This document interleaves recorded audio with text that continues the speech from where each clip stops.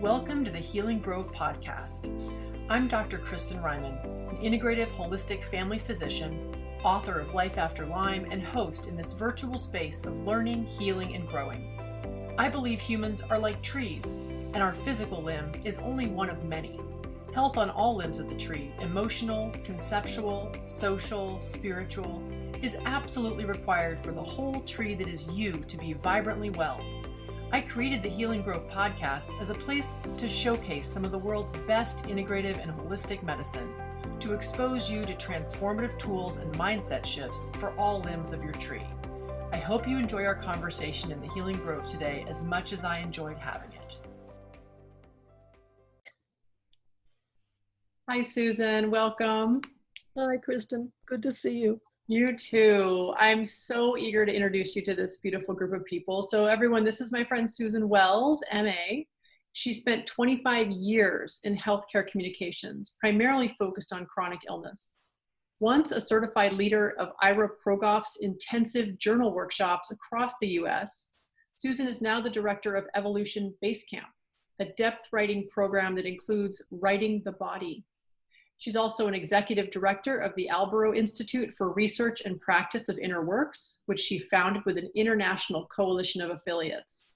She recently developed courses on narrative health for the Maryland University of Integrative Health and will be teaching there in 2020 and 2021. She lives on the Hudson River in Beacon, New York. Welcome, Susan. Thank you, Kristin. Good to be here. So before we get into some tools and strategies and concepts that I think are going to be really, really useful for our audience in the Healing Grove, I'd love for you to share a little bit about what drew you to even speaking to this group. Well,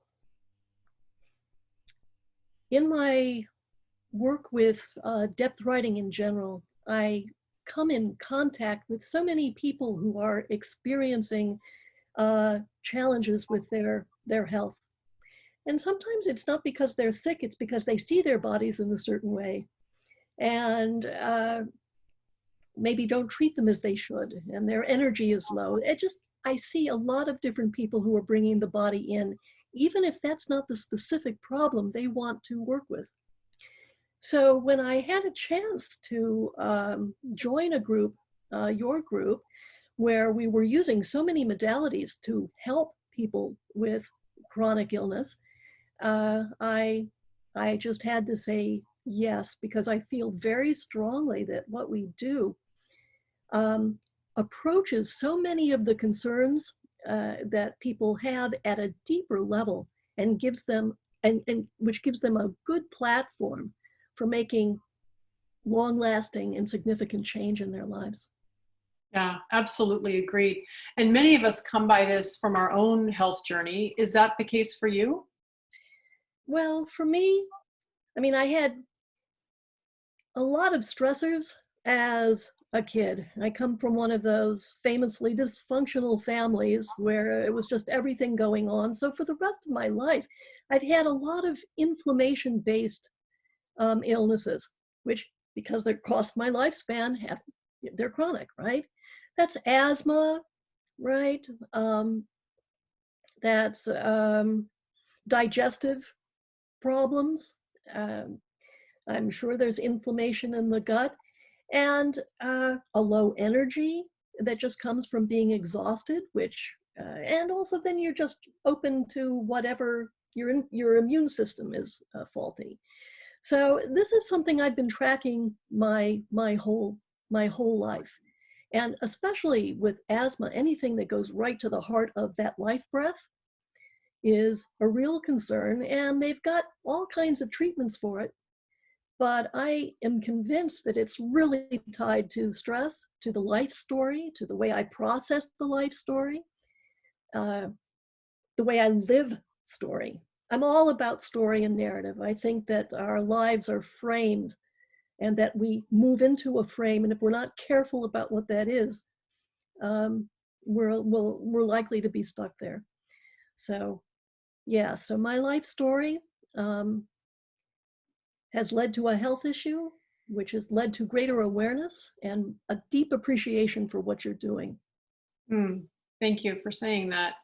Well, it's always so beautiful to be among people who recognize that we're more than just our physical body, right? That our spirit and our emotional selves and our social bodies, if you will, our connections to the outside world and those relationships, and also our cognitive self, our sort of conceptualizing big brain, has so much to do with how our health, manifests or doesn't, That's right? right. So people who come to you to do your workshops, are they necessarily coming? You said they sort of don't necessarily come because of their body, but they bring their body. I mean, obviously they show up in their body, and the body reveals itself to be part and parcel of their story and their issue. Is that what I'm hearing? Right. Well, as I like to tell them coming in, your body is your oldest companion, your closest ally. There is no one who has been with you the longest. It's the body. So, a number of our exercises, people have choices about what to write about. You don't get to choose which body you might write about in dialogue. So, how do you make peace with it? So, one of the things that we're going to have to do is to peel back everybody's idea of the body. Some people truly think the body's just an animal. The brain is the thing that really defines you, this miraculous brain, and then we don't have to pay much attention. Other people are angry with the body because it leads them into temptation, you know, and some of them are just seeing the body as a machine, which unfortunately conventional medicine encourages. One part of the body doesn't work, we just take it out and put it back in. So when people come to my workshops, they're certainly bringing their bodies with them. And even if they're writing about a childhood trauma or a problem in a relationship, or they're writing about a desire for a new career, they're doing it from their bodies. And as they're working, their bodies are feeding information to them. They're feeling stress, they're feeling tension in various parts, they even may feel a little lightheaded.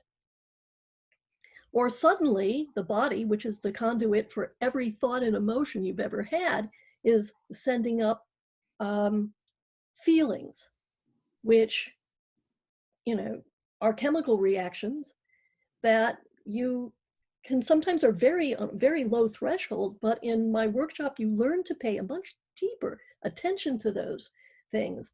The body knows, the body has its wisdom, and we try to take advantage of that regardless of why we're coming in.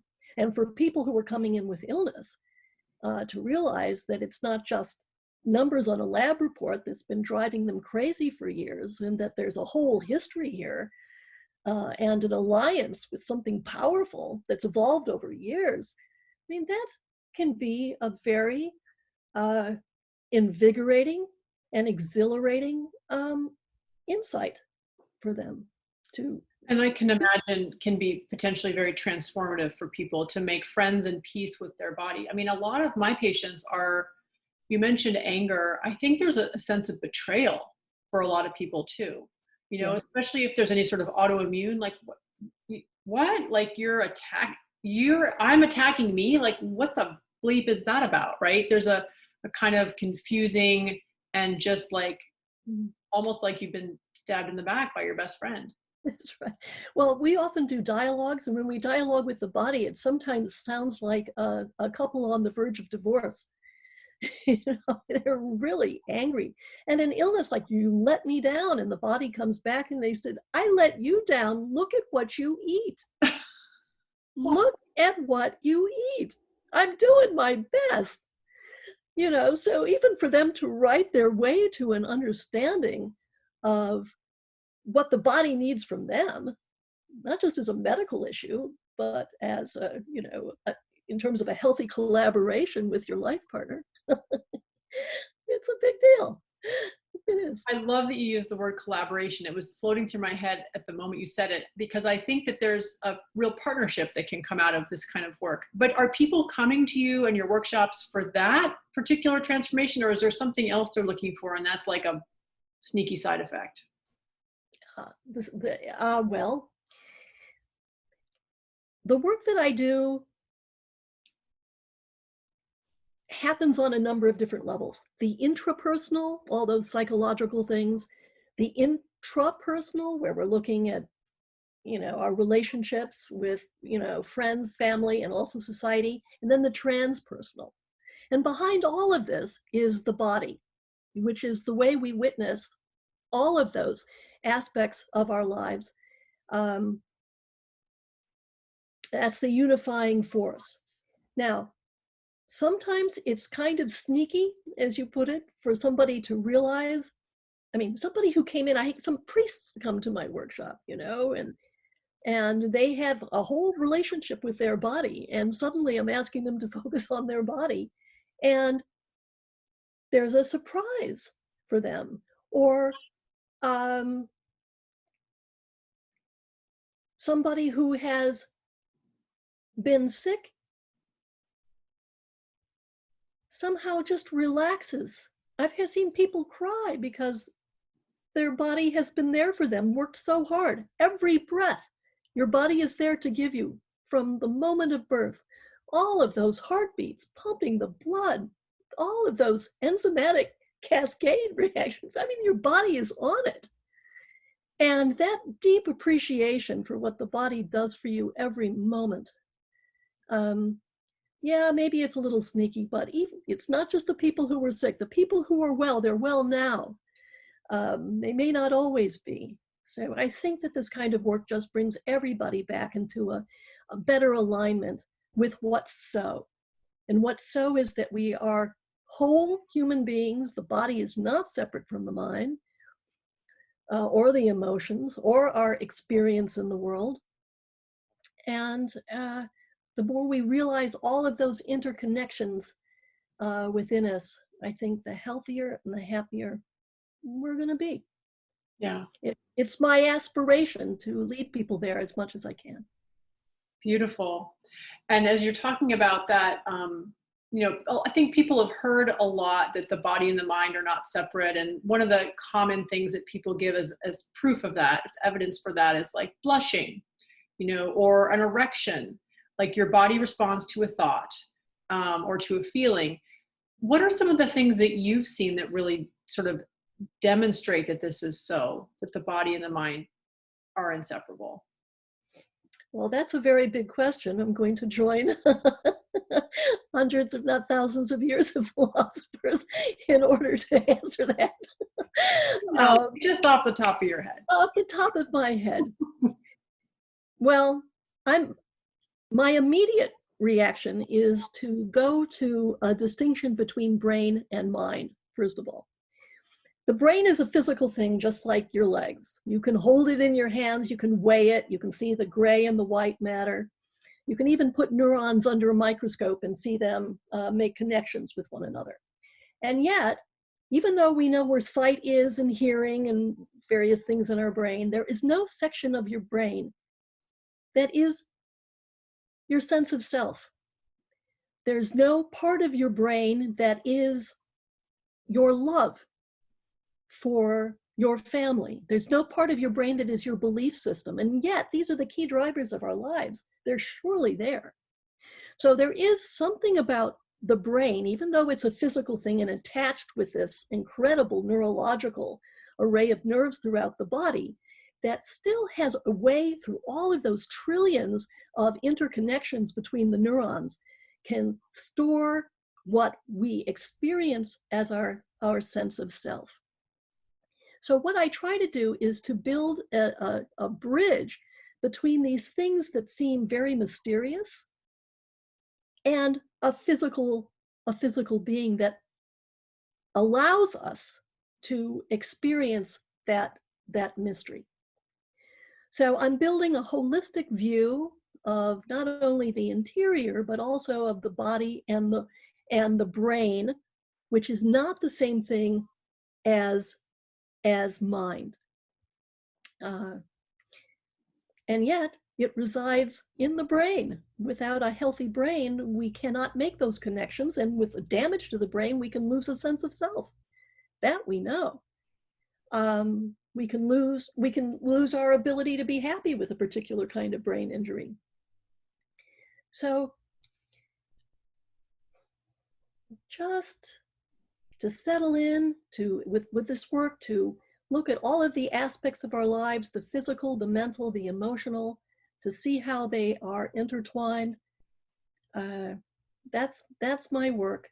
And that's about as close as I can come, I think, to telling you that the brain and the body are united. I mean, I think it's so much bigger than that. I think the planet Earth and the body and the mind are interconnected. I think we're part of a larger organism in the same sense that bacteria are part of our organism. Right. Like, So does E. coli hang out in the large intestine and wonder, like, if it's the only thing around? there's a woman in my workshops who always says, "How can this be?" And I don't know that bacteria are hiding out in the intestine saying, "How can this be? Chronic darkness. I don't know." Always something coming down the pike. They won't stop eating. I don't know, but we are in this unusual position of having evolved to a point where we can ask these questions. And Evolution Basecamp in this depth writing, I call it deep book, is a way to access all of the questions that come about just from considering this unlikely situation that we're all in. Regardless of whether you think that it's God-given or it's just an aspect of physical evolution, it doesn't matter. It's a mystery. Right now, at this moment, we are on a gigantic rock hurling, like, I don't know how many thousands of miles an hour around a gigantic ball of fire. I mean, how bizarre is that? And yet we know it's true. We're living in a mystery. Just for starters. Just for Just starters. for starters. And they keep feeding us. Wow. So speaking of evolution, I would love to know how you are evolving with this process, because I can't imagine that you can do the work you do and have the privilege of bearing witness to others' inner work, at least as manifested on paper or on a computer, right? And not kind of change and grow as a human yourself. Like, are you willing to sort of let us in on what has changed for you through this work? Right. I want to give you an example of an extraordinary workshop I gave last summer. I went to a maximum security federal penitentiary in Indiana to give this workshop. Most of these men, they were all men, would never get out. I don't know what they did to get in there. I did not even get to know their names, but I stood there for a week in front of them as they wrote. Now, I've always been capable of deep empathy, but for these men whose energies have been so redirected, misdirected, suppressed, oppressed, all depressions, to sit in front of me and make an honest to God attempt at understanding where they are, most of us, or not most of us, but many of us gate through life without an in-depth inquiry into why we're doing what we're doing. Sometimes there's a crisis that causes us to take stock. And I've had my share of crises. I have had my share of crises. And I have used this work to get through it. But when I watch these men with their bravery actually speak to what they've done in the world, first of all, that landed them there, what they're going to do to create a meaningful existence for the rest of their lives, it even makes me feel a little teary just to tell you this, because these were grown men with tattoos, you know, they're sitting shoulder to shoulder in this little room. And they're looking at me with these big eyes like they're 6 years old. They're holding their pens in some cases like little kids learning to write. I mean, it was like going back to fundamentals. And I recall being not just, I grieved for them. I could barely drive away from the prison afterwards. I was so overcome with what happened. I felt grief. I felt the deepest compassion I think I've ever felt in my life. And I felt anger that we weren't there when they really were those little 6-year-old boys learning to write, to show them how brilliant brilliant humanity actually is, and that they participate in that simply for being born. Now, I have felt completely changed since this, just because, I mean, maybe priests do this all the time. I don't know. And maybe doctors giving birth to a baby have this sense, but to be in a room birthing, helping someone to birth a new sense of themselves, or to forgive themselves, or to forgive others who drove them to do things that are unimaginable, is a very privileged position to be in. And I have greater hope for all of us, because even people who ended up in a federal penitentiary, maximum security, be there for the rest of their lives, are still trying. So I want to lead all of us to maybe deepen ourselves a little, since we're out here and can do something. I'm hoping that instead of this being the apocalypse, it can be the beginning of a new world. And I think that's where new worlds come from. Just an openness to that deep creative impulse that connects you to life. We seem to be born with the aspiration to grow, the same way that acorns want to be that oak tree. They're out there trying. You know, if they can just get enough sun, just get it the right kind of soil. So hopefulness is not a small thing in this world right now. So that's how I have been changed by this work. So powerful. I'm so grateful that you shared that, because it gives me hope too. And I think anybody listening who thinks, well, it's too late for me, or I can't change, or I can't evolve, like, why not? You're still alive, right? Like, we all have our genetic blueprint wants to heal. It wants to be well. Our bodies want to grow and heal and organize to perfection. We have healing properties physically, emotionally, spiritually. We move toward regeneration if we can just understand, first of all, that the possibility exists, and also if we understand the opportunities for regeneration in the world. And that regeneration is exactly what is needed, Kristin. I think that's exactly the right word that you used. Yes. So one of the things that I'm reminded of as you shared that story is something you've told me in the past, which is that you believe that breakthroughs can and should be regular occurrences. Like, to me, that is an example of like mind-bending, heart-opening breakthrough, right? Like you walk into a room and you leave a different person because you've had this tremendous insight. Tell me more about, for someone who might hear that story and say, well, I don't have the privilege of bearing witness to deep process in that way. My job or my relationships, my skills don't let me in on that. What are the opportunities for breakthroughs, and how might people cultivate more capacity to manifest them, or to at least be open to their existence? Right. Well, first, I just want to remind us of what you have said many times, is that there is the option for health. In many cases, you can be healthier. So first of all, you have to admit that there is the possibility, no matter what, no matter how crappy you feel, no matter what it is, there are options. For people, I mean, there are people who come into these workshops, they're not yet 20, and they already feel like they've lost the opportunity to do something in the world. I used to teach English in high school, and I had several kids make very serious suicide attempts in their freshman year because they thought they'd already blown it.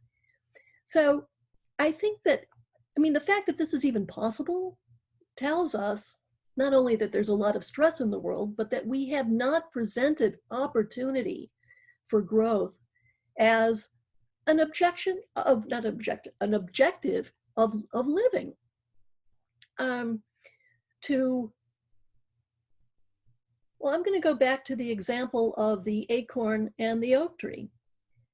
you come with potential. You don't have to become the oak tree, but to say that, well, nothing could happen for me, I don't have it in me, you have the oak tree in you. So what do you need to grow that oak tree? Well, I said you might want to get yourself some better soil. Well, if you don't like the soil you're in, maybe you're going to have to move to where it's a little better for you, and be around sources of water. So those are the conscious choices you can make once you realize I'm an acorn. you know. But the thing with human beings, I mean, an acorn doesn't know that it's going to be an acorn. It doesn't get to say, I'd really rather be a maple. No, that's not the choice that it has. Now, but we have our own seed potential, but unlike the acorn, we have an awareness of the process that we're going through. We can see that we're changing. We can see that we're being called to do certain things and that there are opportunities there. And also we have the ability to make choices, and they're infinite. We can't jump over the moon. That's not one of our choices, but we seem to be able to build machinery that can go over the moon. So there are many ways that we can extend these potentials and all of these ideas and intimations that we have. So a large part of what we do in this depth writing is to lead a person to understand what their seed potential is. Now, this is Aristotle's idea. This is right out of his metaphysics. How do you become what you're supposed to be? In nature, we see examples of it all over. So I like to use our little acorn as an example, but we're not training people to say, oh, I'm an acorn, and just sit around and imagine yourself as a tree. Be the tree. So we also use this writing not just to find the acorn, but to figure out how to move it out. So there are people using this work to start businesses, to decide what kind of family they want to raise, what kind of value system they should really start manifesting. Novelists come to try to figure out what characters are inside of them that want expression in the world. Everything you can possibly imagine that's a potential within us could come out in a workshop. So you get somebody who comes in because they're depressed, then they find out that really it was all about the job. Or they come in about the job and they realized it's a value system. They should marry this woman that they have been seeing. You don't know, because again, the mind is so interconnected that it can go anywhere. So you can come into these workshops saying, I have chronic illness. I think I'm going to deal with this. And then appreciate all of the things that have been bearing down on your life to make it very difficult for you to find a road through that. So it's a way of, well, if you're listening carefully enough, you'll discover what really is most important for the next step. And that some of it is just,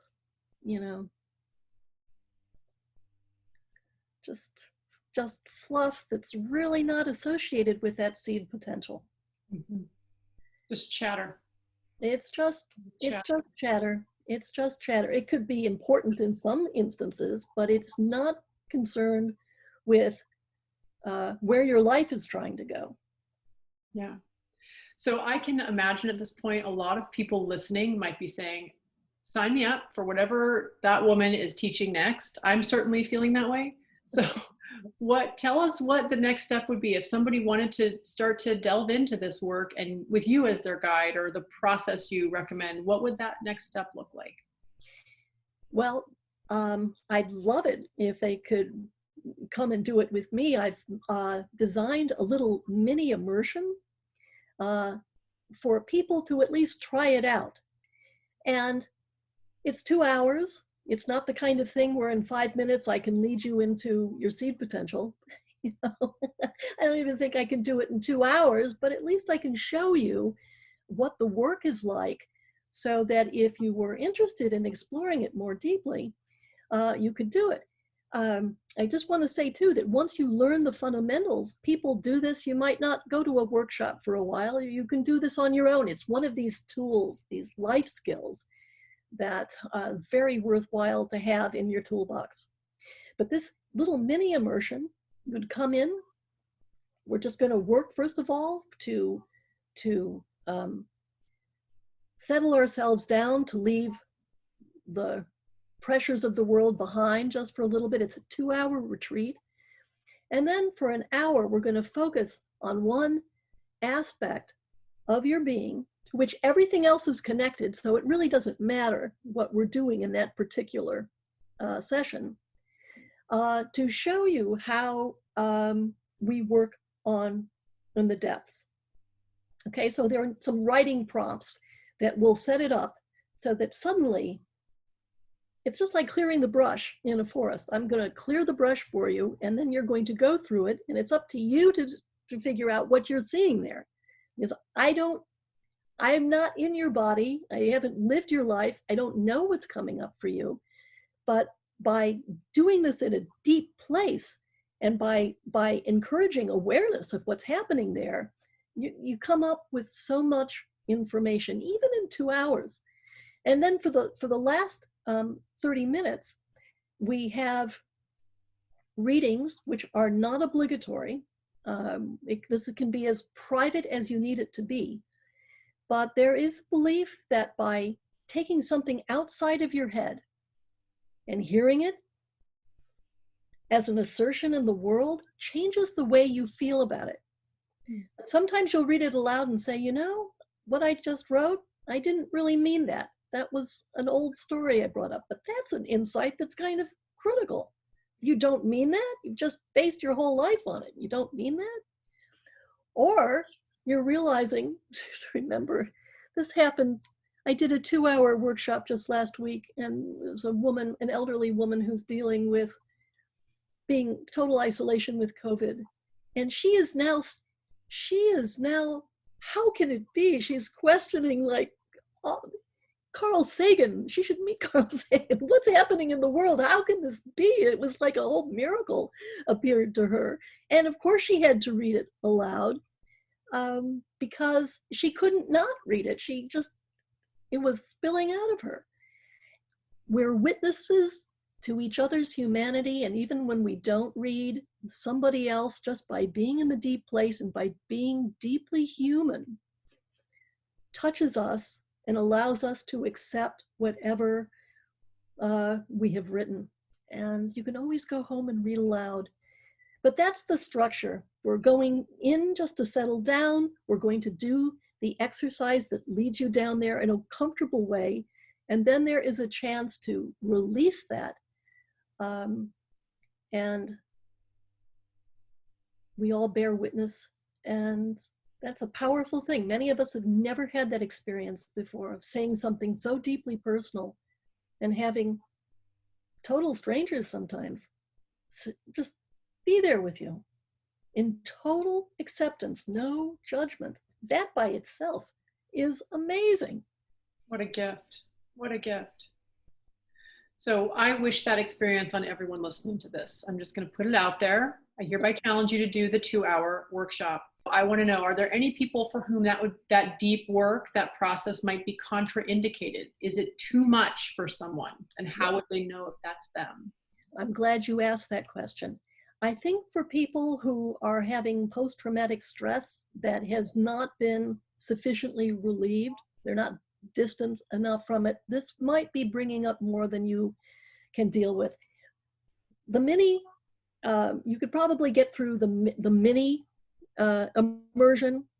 The longer workshops, even though we try to give you relief from going down for too long to the depths, coming back up again, might be too much.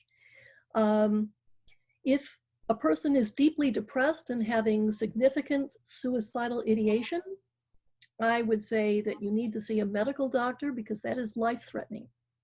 If your medical doctor decides that it's okay, then you know yourself, your doctor knows you, that's fine. But you have to take that particular situation seriously.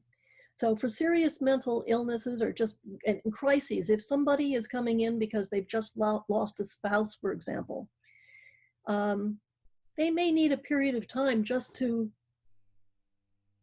find their sea legs.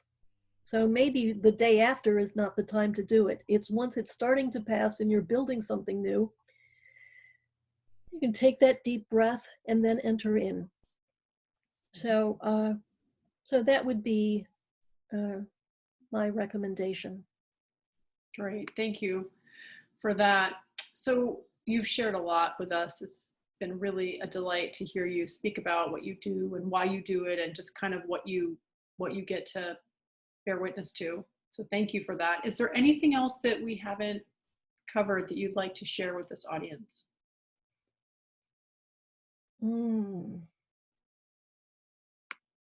Yes.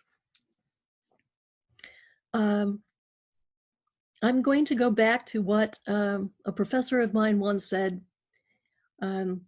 He taught a class called Creative Silence, and he made the point that every single thing human beings have ever created comes out of a point of creative silence. And I mean arts, sciences, technologies, philosophies, religion, cities, all of it comes out of this point. And I was mesmerized by that, especially coming out of this seriously dysfunctional home. If everything is creative and you're creating everything, that's amazing. But what Ira Progoff taught me, it's not just that we can create our worlds, we can create ourselves within that world. So I would just like to say to anybody who feels an inkling that there is more to them or to their lives, to their health, to whatever it might be, you can create what you need. And for those areas where you can't create it, think about a stream. You know, it meanders around mountains. Well, sometimes it can't get around and it has to pool at the bottom of the mountain. So what? Make it the best damn lake ever. Make it beautiful. Make yourself available for all the creatures in the area to come and drink. Offer a beautiful scene to anybody who comes along to observe your waters. You can still create even in the face of restriction and limitation. And chronic illness is sometimes experienced as a limitation. There are ways to work creatively with thinking about it, living it, and then, to your experience, Dr. Ryman, treating it. So you have to be open to all of these possibilities. So creativity, Kristin. That's my final word. You're sticking to it. That's awesome. Thank you so much, Susan. It's beautiful. Thank you, Kristin. It's great. I hope you enjoyed this episode of the Healing Grove podcast. If you liked it, please be sure to like and subscribe. And if you want to deepen your experience further, consider grabbing a copy of the Healing Grove Playbook. With journal prompts for this podcast and 41 others, it's the perfect place to record your learnings, keep track of the tools you explore, and reflect on your own experience. Finally, it's important to mention that even though I am a doctor, nothing you hear on this podcast, whether from myself or my guests, constitutes medical advice. Any intervention you try should always be discussed with and supervised by a trusted member of your own healing team. Thanks for listening, and see you next time in the Healing Grove.